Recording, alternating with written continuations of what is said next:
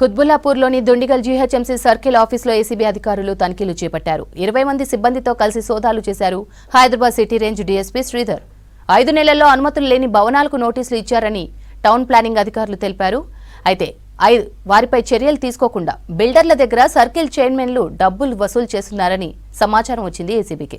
దీంతో sanitary, engineering సెక్షన్లపై ఏకకాలంలో దాడులు నిర్వహించామని తెలిపారు డీఎస్పీ శ్రీధర్.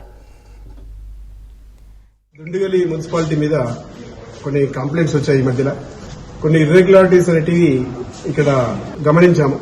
ఆ ఇర్రెగ్యులారిటీస్ లో మెయిన్ గా టౌన్ ప్లానింగ్ సెక్షన్స్ లో ఉన్నటువంటి కొన్ని బిల్డింగ్స్ కు నోటీసులు ఇచ్చేసి ఫర్దర్ యాక్షన్ తీసుకోలేదు.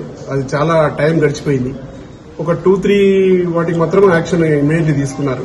అది తీసుకున్నటువంటి బిల్డింగ్స్ అసలు ఎందుకు యాక్షన్ తీసుకోలేదు ఏంది అనేది ఇంకా ఎంక్వైరీ చేస్తాం. అది శానిటేషన్ విభాగంలో కూడా అటెండెన్స్ సరిగా లేదు. ఈ ఆఫీస్ లో కూడా అటెండెన్స్ అనేది సరిగా లేదు ఎంప్లాయీస్.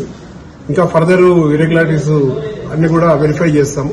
మాకు కంప్లైంట్స్ వచ్చాయి కొన్ని, కాకపోతే కంప్లైంట్స్ ఎవరు ఏందనేది మేము అది సీక్రెట్ గా ఉంచాలి కాబట్టి చెప్పడం లేదు.